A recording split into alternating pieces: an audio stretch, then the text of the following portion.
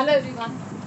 आज हम साहित्य सागर की पहली कविता से पढ़ना शुरू करेंगे और उस कविता का नाम है साखी। और इस कविता के संत कवि या रचनाकार हैं निर्गुण निराकार ब्रह्म के उपासक भक्त कबीरदास जी। कबीरदास जी के जन्म, मृत्यु तथा उनके पालन पोषण, उनके जीवन के बारे में कई बातें सुनाई जाती है। उसमें से एक बात ऐसे माना जाता है कि कबीरदास जी जो है ये एक विधवा ब्राह्मणी के पुत्र थे और समाज के भय से, लोक लज्जा के भय से उस विधवा ने अपने बालक को किसी तालाब के किनारे छोड़ दिया था और फिर उस बालक को एक मुस्लिम दंपति ने अपनाया, मुस्लिम कपल ने अपनाया जो निसंतान थी, यानी उनको बच्चा नहीं था।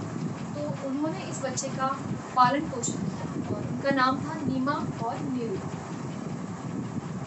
इस प्रकार से ये कबीरदास जी के जीवन में ये कहा जाता है। अब आते हैं कबीरदास जी की रचनाओं की ओर। तो कबीरदास जी जो है ये खुद पढ़े लिखे नहीं थे, लेकिन साधु संतों के साथ बैठकर या उनका अपना जो ज्ञान था उनके ज़रिए उन्होंने इन सारी रचनाओं को लिखा है, इन सारी रचनाओं को रचा है और फिर उन रचनाओं को सुनकर उनके अनुयायियों ने, जो अनुयायी थे उनके, उन्होंने इन रचनाओं को लिखा है। ठीक है। अब कबीरदास जी के जो दोहे हैं या उनकी जो रचनाएं हैं ये तीन, साखी, सबद और रमे, ये तीन भागों में बनी। इनकी रचनाओं में कबीरदास जी ने कई सारी बातों का विरोध किया है, जैसे कि बहुत सारी गलत प्रथाएं बहुत सारे धर्मों में हुआ करती थी। कबीरदास जी जो है ये निर्भीक स्वभाव के थे। निर्भीक मतलब बिल्कुल किसी से डरते नहीं थे, निर्भीक स्वभाव के थे। उन्होंने धार्मिक कट्टरता, यानी लोग अपने धर्म को ज़रूरत से ज़्यादा महत्व देकर उसकी गलत प्रथाओं का अनुकरण करते हैं, यानी उन्हें फॉलो करते हैं, तो उनके खिलाफ उन्होंने आवाज़ उठाई थी बिना किसी से डरे। उसके बाद जो भी गलत प्रथाएं थी या फिर जो ढोंग, दिखावा, आडंबर किया जाता था उनके खिलाफ भी उन्होंने आवाज़ उठाई और ये सारी बातें हमें उनकी रचनाओं में देखने को मिलती हैं। ओके। अब इनकी रचनाओं की जो भाषा है ये पंचमेल खिचड़ी या फिर सदुकड़ी भाषा इस नाम से जानी जाती है, क्योंकि इनकी रचनाओं में 5 भाषाओं का मेल है, जैसे कि ब्रज भाषा, अवधी, भोजपुरी, राजस्थानी और पंजाबी।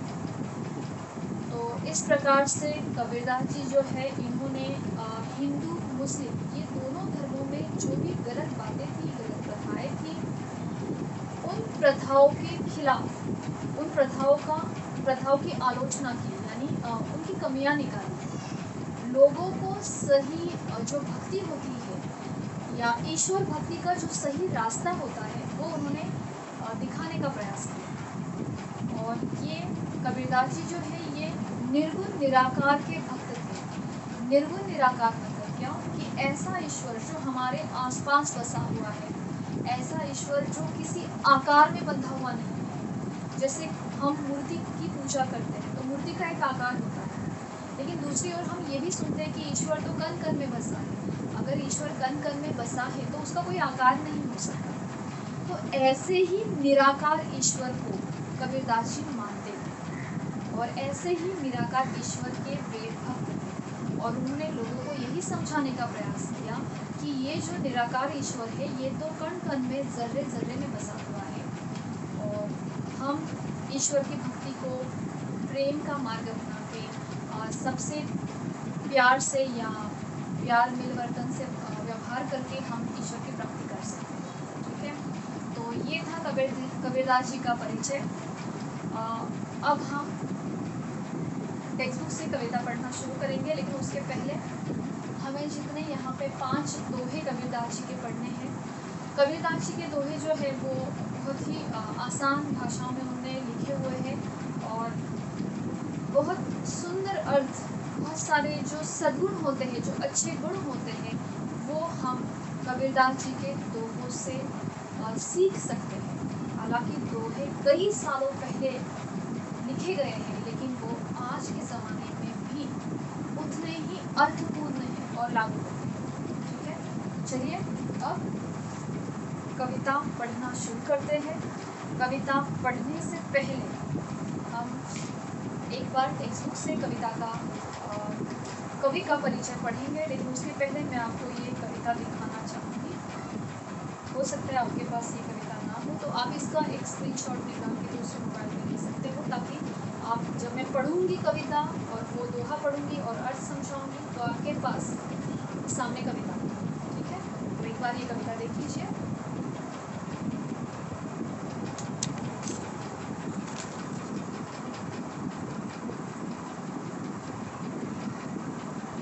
इसके अर्थ भी मैंने इस कविता में लिखे हुए हैं, जो जो कठिन शब्द हैं उनके, और आप चाहो तो यहाँ पे नीचे भी अर्थ दिए हुए हैं, ठीक है। तो आप इसका स्क्रीनशॉट ले सकते हो, ताकि जब भी हम ये कविता पढ़ेंगे तब आपके सामने ये कविता हो, या फिर आप अपने नोटबुक में कॉपी भी कर सकते हैं।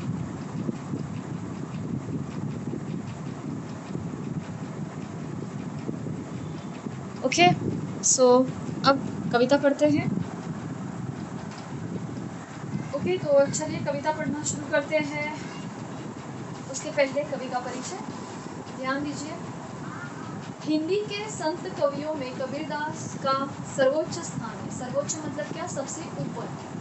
कबीरदास जी हिंदी की संत काव्य धारा के ज्ञानाश्रयी निर्गुण शाखा के प्रमुख कवि हैं। ज्ञानाश्रयी निर्गुण शाखा मतलब निराकार निर्गुण ईश्वर की जो भक्ति करने वाले संत थे, उनमें से ये एक प्रमुख संत कवि है। इनका जन्म संवत 1455 तथा सन 1398 को माना जाता है।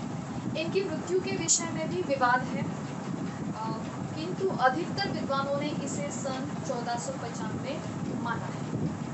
कबीर ने प्रसिद्ध वैष्णव संत स्वामी रामानंद से दीक्षा ली, यानी कबीर जी ने अपने जो गुरु है, गुरु किसे माना, किन्हें माना था? संत स्वामी रामानंद। तो कुछ लोग इन्हें सूफी संत शेख तकी, यानी सूफी संत यानी मुस्लिम धर्म के संत थे, शेख तकी इनका भी शिष्य मानते हैं। और शायद इसीलिए हिंदुओं में और मुस्लिम लोगों में भी कबीरदास जी को उतना ही प्रेम भरा और आदर का सम्मान मिलता है, ठीक है। कबीरदास जी पढ़े लिखे नहीं थे। उनके पदों और साखियों में, यानी उनके दोहों में एक समाज सुधारक का निर्भीक स्वर सुनाई पड़ता है, यानी उन्होंने अपने दोहों के माध्यम से समाज को सुधारने का प्रयास किया। निर्भीक स्वर मतलब क्या? जो किसी से डरता नहीं, बिना डरे। कबीरदास जी निर्गुण तथा निराकार ईश्वर के उपासक थे। उपासक यानी भक्त थे। इसीलिए इन्होंने मूर्ति पूजा, कर्मकांड यानी कुप्रथाएं, गलत प्रथाएं, और बाहरी आडंबर यानी ढोंग दिखावा, इन सारी बातों का खुलकर विरोध किया। इन्होंने हिंदू मुस्लिम एकता का नारा भी बुलंद किया तथा दोनों ही संप्रदायों में व्याप्त रूढ़ियां तथा धार्मिक कुरीतियों के विरुद्ध आवाज उठाई। दोनों ही संप्रदाय यानी दोनों ही धर्मों में, हिंदू हो या मुसलमान, दोनों धर्मों में जो भी गलत रूढ़ियां थी या धार्मिक प्रथाएं थी, गलत प्रथाएं थी, उनके विरुद्ध आवाज उठाई तथा राम रहीम की एकता में विश्वास पैदा करने का बीड़ा उठाया। यानी राम और रहीम एक ही है, ये लोगों में विश्वास जगाने का प्रयत्न किया जीवन। कबीर की वाणी का संग्रह बीजक इस नाम से प्रसिद्ध है, यानी कबीरदास जी के जितने भी दोहे हैं ये बीजक इस नाम से प्रसिद्ध है। इसके 3 भाग है, और ये जो बीजक रचनाएं हैं उनकी वो 3 भाग में बटी हुई है, साखी, सबद और रमेनी। ओके, संकलित साखियों में, यानी हमारे पाठ्य पुस्तक में दी गई इन साखियों में, दोहों में कबीर ने हमें विभिन्न प्रकार की सीख दी, यानी हर दोहे से हमें कुछ ना कुछ सिखाने का प्रयास किया है।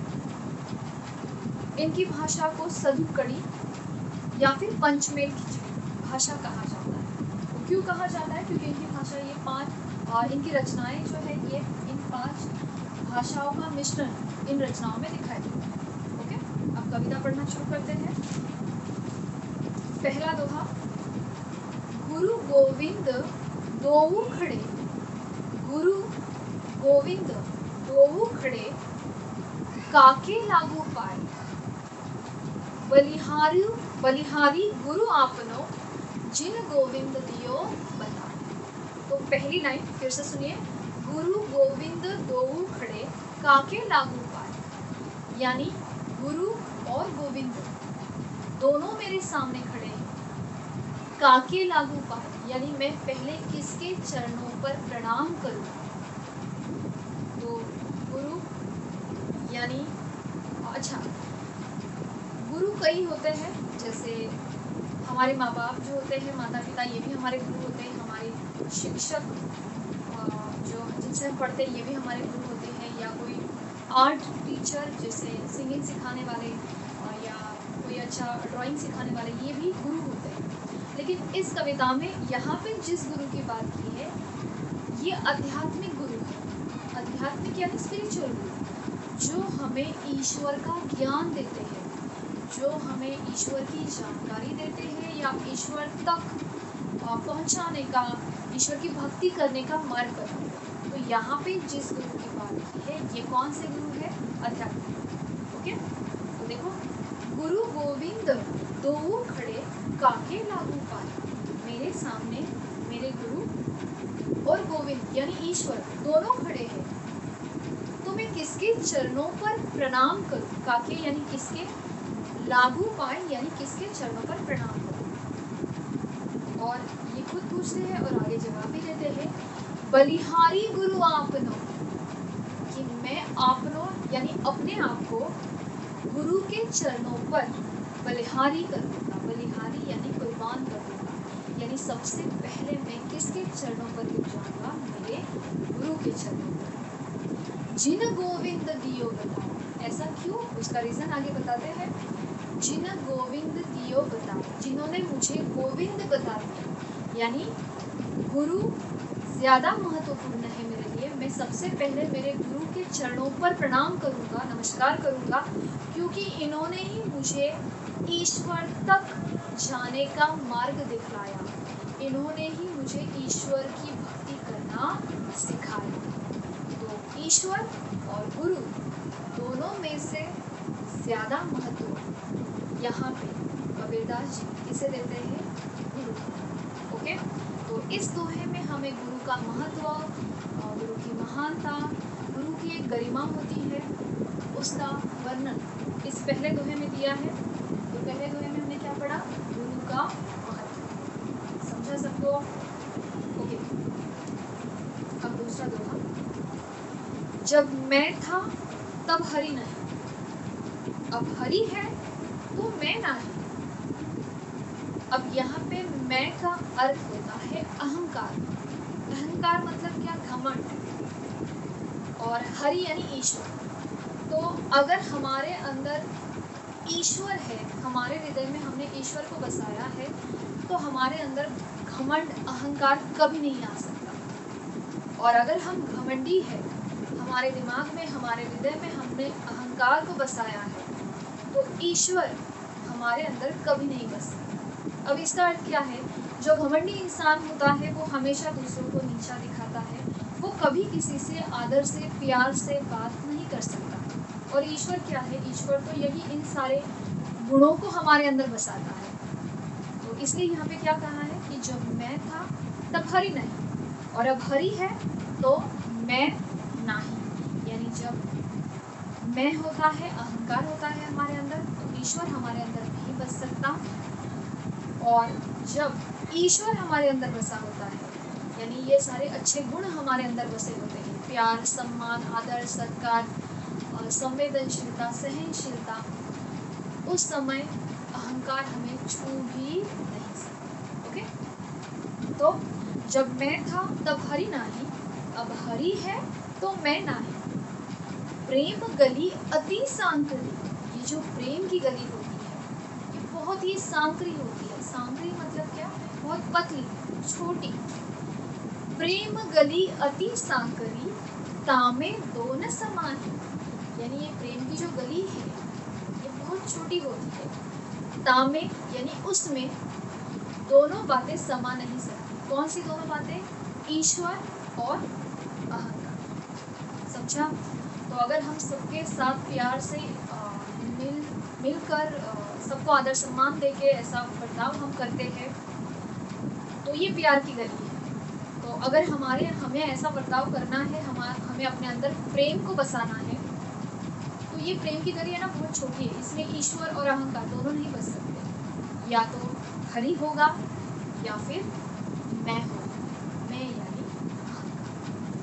ओके, तो प्रेम गली अति सांवरी, यानी ये जो प्यार की गली है, सारे दुनिया के साथ, सारे प्राणी मात्रों के साथ समान रूप से प्रेम करने की जो भावना होती है, ये जो गली है प्रेम की, ये भावना ये बहुत छोटी होती है। इसमें अहंकार और ईश्वर दोनों साथ में नहीं बस सकते।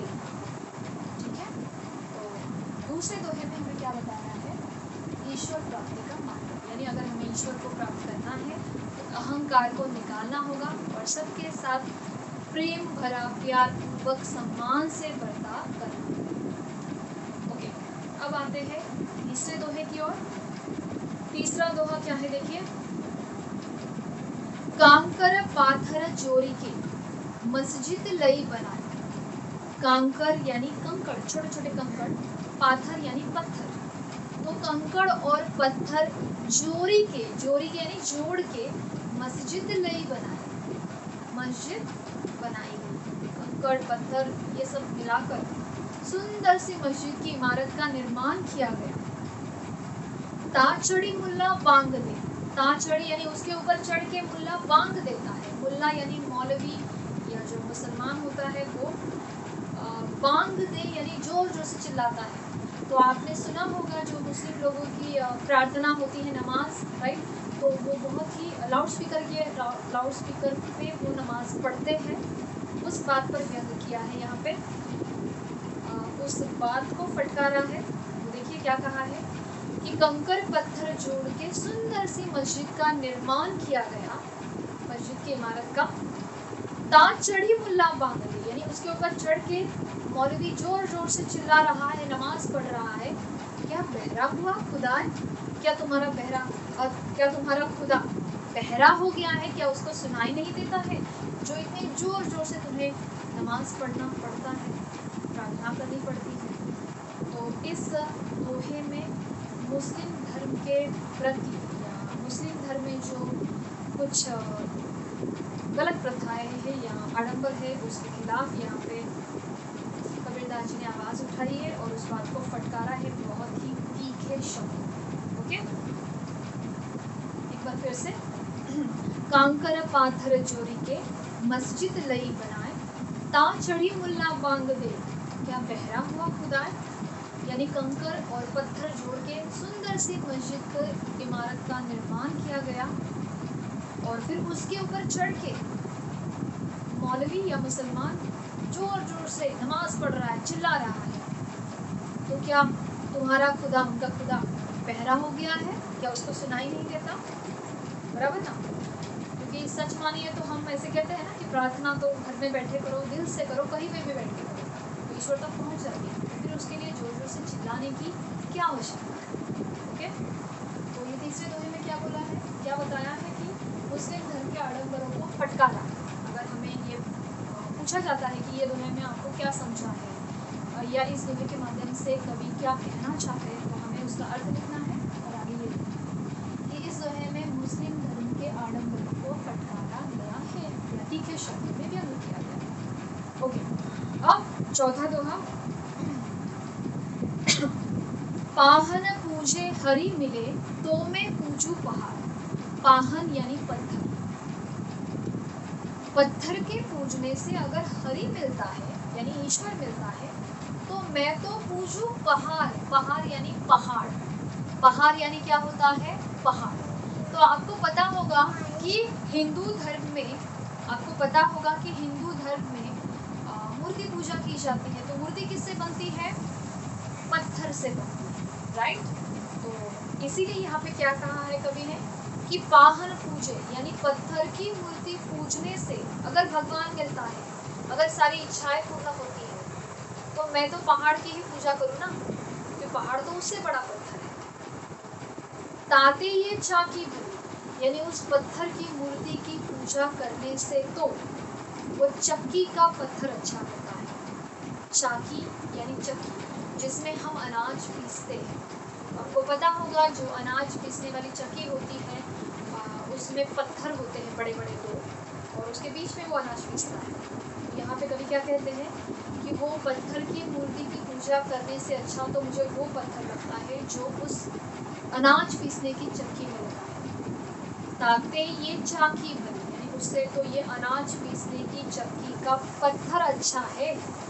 पिस खाए संसार, जिन पत्थर की सहायता से अनाज पीस कर सारा संसार अपना पेट भरता है, तो उस पत्थर की मूर्ति की पूजा करने से अच्छा है मेरे लिए। तो अगर पत्थर की मूर्ति की पूजा करने से सारी इच्छाएं पूर्ण होती है, ईश्वर मिलता है, तो मैं तो पहाड़ की पूजा करूँ ताकि मेरी सारी इच्छाएं पूर्ण हो।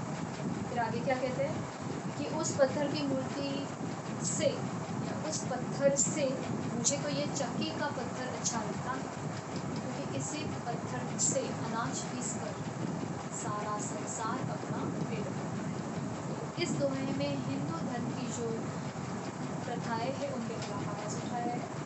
हिंदुओं की मूर्ति पूजा पर प्रहार, प्रहार यानी घाव, हिंदुओं की मूर्ति पूजा पर प्रहार किया है। कौन सा दोहा? ये चौथा। अब आते हैं आखिरी दोहे की ओर, जो कि पांचवा दोहा है।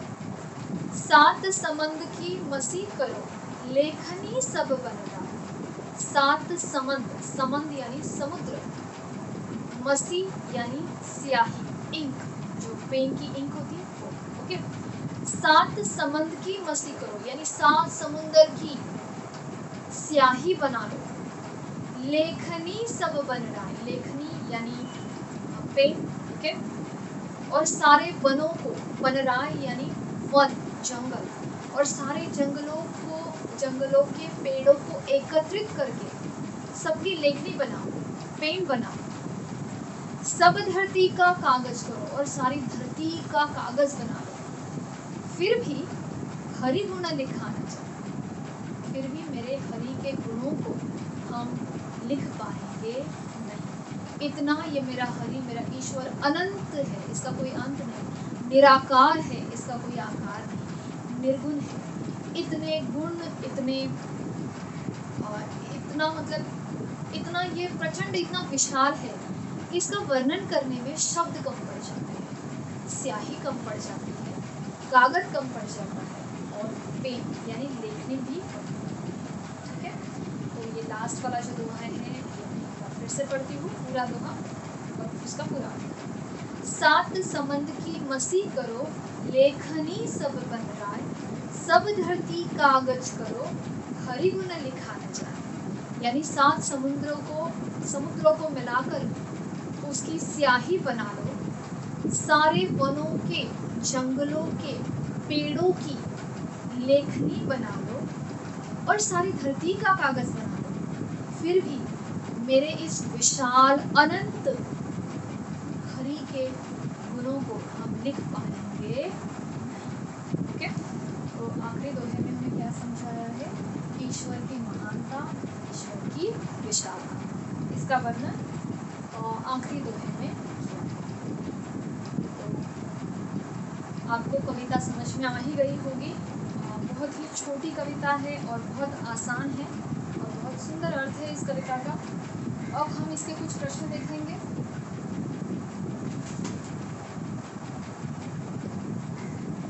प्रश्न देखने से पहले आपको क्या करना है, जैसे अभी आपने सारी कविता का, पूरी कविता का अर्थ सुन लिया, तो कविता एक दोहा लिखना है और फिर उसका अर्थ लिखना है। इस प्रकार से आप पूरी कविता का अर्थ अपने शब्दों में लिखो। ओके, पूरी कविता का अर्थ अपने शब्दों में लिखना है, लेकिन पूरी कविता और बाद में अर्थ ऐसा लिखने का नहीं। एक दोहा फिर उसका अर्थ, फिर दूसरा दोहा फिर उसका अर्थ, इस प्रकार से आप लिखोगे, ताकि जब भी हम पढ़ते हैं और उसी समय सेम डे पे अगर हम उसका होमवर्क या जो भी है वो लिखेंगे तो वो हमारे लिए ज़्यादा अच्छा होगा, क्योंकि बहुत समय तक हमारे ध्यान में। ठीक है। तो अब हम कुछ इसके प्रश्न देखेंगे। जैसे आपको ये टेक्स्ट बुक दिखती होगी, तो यहाँ पे पहला प्रश्न देखिए। कबीरदास जी ने गुरु के विषय में क्या कहा है? कबीरदास जी ने गुरु के विषय में कबीरदास जी ने गुरु के विषय में क्या कहा है? ठीक है, तो गुरु का महत्व समझाया है। ये आप अपने शब्द में उत्तर लिखोगे, बहुत आसान है, वही अर्थ ही लिखना है लगभग। जब मैं था तब हरि नहीं, इससे कवि का क्या तात्पर्य है? ओके, तो ये भी मैं यानी अहंकार, हरि यानी ईश्वर, और यहाँ पे भी आप अर्थ लिखोगे और कवि क्या समझाना चाहते हैं ये लिखोगे। ठीक है, उसके बाद है प्रेम गली के विषय में कबीरदास जी ने क्या बतलाया है? समझा कर लिखिए और कबीरदास जी की भक्ति भावना पर प्रकाश डालिए। तो इस प्रकार से ये कुछ प्रश्न है।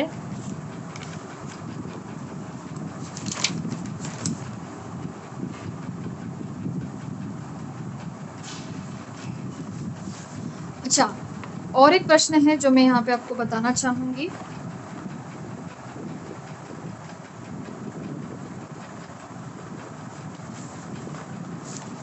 देखिए यहाँ पे,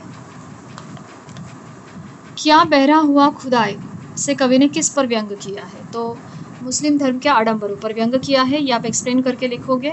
ताते ये चाकी भली, इस पंक्ति द्वारा कबीर के व्यंग को स्पष्ट कीजिए। मतलब व्यंग मतलब किस प्रकार से ताना मारा है हिंदू धर्म की इस प्रथा पर, मूर्ति पूजा पर, तो वो स्पष्ट करना है।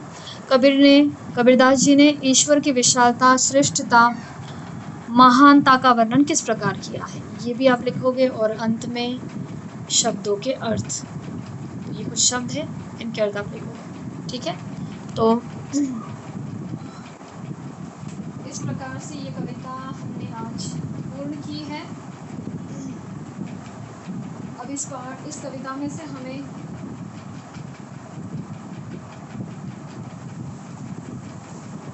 कौन कौन से जो गुण है वो देखने को मिलते हैं। मैं यहाँ पे एक बार लिख देती हूँ। अगर हम कबीरदास जी के इन सारी बातों को अपनाएंगे तो हमारे जीवन में कौन कौन से गुण,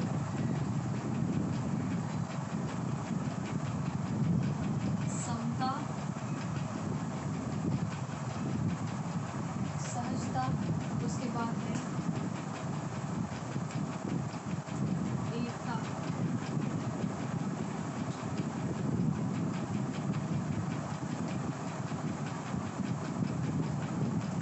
सहिष्णुता, ये जो सारे सद्गुण हैं, इन सद्गुणों से हमारा जीवन परिपूर्ण हो सकता है। इन सारे सद्गुणों से हमारा जीवन परिपूर्ण हो सकता है अगर हम इन दोनों को अपने जीवन में भी अपनाएंगे। तो बस आज ये कविता पूर्ण हो गई है। आपको इसका पूरा अर्थ लिखना है। अब अगले वीडियो में हम दूसरी कविता के साथ